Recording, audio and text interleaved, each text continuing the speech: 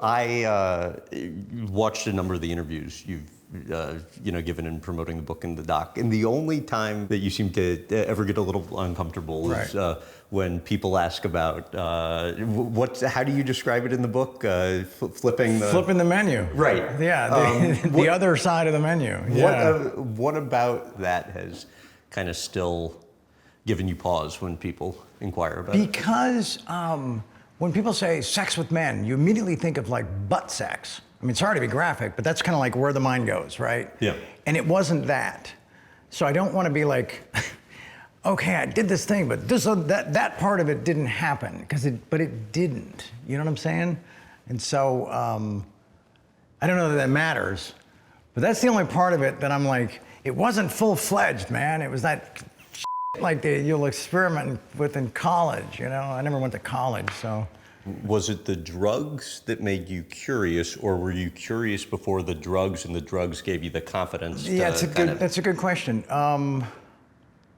I sitting here, I don't really know. I'm not gonna say, oh yeah, it was absolutely the drugs, because there's two schools of thought, that the drugs, open doors that are already somewhere in that house, or that they create them, so I don't know. It never happened without the insane amounts of crack. What's your best guess as to how you contracted HIV? Probably in that pocket of time with the experimentation, with the thing.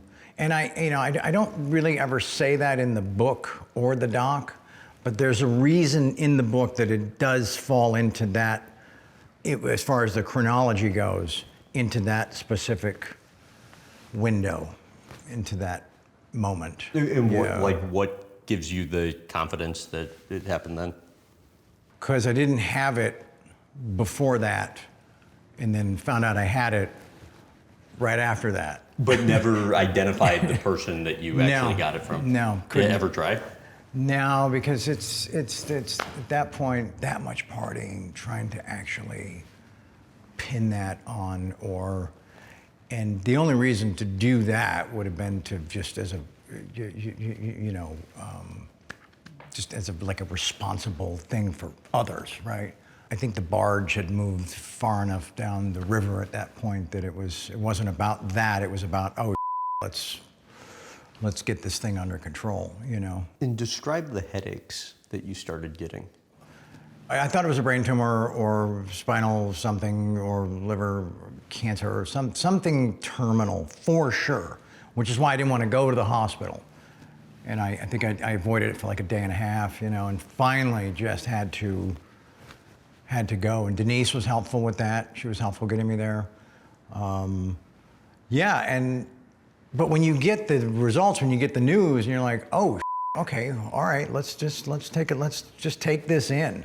It's not the best news, but there was other news that could have been a lot worse, There wasn't a thing where I was like, all right, well, we're on the 8th floor, so if I leap out that window, I'm not gonna survive, It wasn't about that. It was just like, okay, we have to get into. You did not ever get to that place? No. It was really depressing. It was like, oh, shit, okay. And what's it like for you when you get to that place? When, really depressing? Just feeling, just not stuck in this place, but getting to the doorstep of hopelessness. Doesn't mean you have to open it and go in and stay there, but just definitely arriving at that unwelcome mat, How do you get yourself out of it when you're in it? Because I had some perspective to look at it as, okay, I thought it was going to be this, and it's not. So that's a pretty big win that I'm going to take in the middle of this big loss, And so, it was like, okay, we can treat this thing, and there's like, here's all the technology for that, So I was fortunate that was all available, And I read somewhere that whatever the initial meds you were on, you felt like they gave you borderline dementia. No, that was a dramatic, stupid. I said that at some goofy fundraiser for this other experimental bull I was on that actually worked, but never got FDA approval, and there were all these crooked scientists and doctors involved, just trying to chase the brass ring of pharmaceutical, which is either a vaccine, or this would have been an entry protocol treatment in the MAB world, the monoclonal antibodies, right? And it worked, but it just couldn't. There were too many crooks in the kitchen, in the lab. Too many crooks in the lab. And I just remember getting up there, and I said that just kind of off the cuff, and there was a big investment group there, and I was trying to make this thing sound awesome versus the other that I'd been on, which, by the way, saved my life, right? Yeah. But I wanted this thing to be kind of in the pipeline, and it just had a lot less side effects, you know. So yeah, there was no dementia. That was stupid. Yeah. I don't even know. I mean, I've seen it enough or heard about it enough, but I don't know. How could you talk about what that would look like from your own point of view? Because you wouldn't know that you're kind of missing things or you're not your complete self, right? I don't think. Right. I'm not a freaking doctor or a scientist, obviously, but yeah, so to make that comment was not just irresponsible, it was stupid, you know? What did the treatment teach you?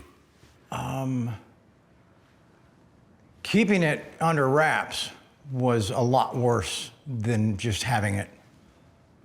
And I didn't realize that until I finally sat with Matt Lauer and was just like, here's what's going on. You know, it was that side of it was really difficult because there was a lot of nefarious behavior. Because people tried to extort you, Yeah, right? I was extorted and tons of bribes and payments and all kinds of shakedowns and bullshit. And I was just like, all right, the only way to make this go away is to do what I did on the frickin' Today Show, and just on live television, tell the world. Well, and then there were headlines that there were past lovers who you knew you had HIV. Right. You didn't tell them. Yeah, and it's you'd all done bullshit. protected sex. All bullshit. Did that all go away once you did Most that of it. interview? Most of it. There were still some trailers, you know, some tales on that comment, but How do you deal with it? just lead with the truth, you know. And then when push comes to shove, if those people really think that they have a case or a claim or something, you know, I guess dare them to present their evidence, and that at some point everybody's going to fold because they're holding a fake hand, you know.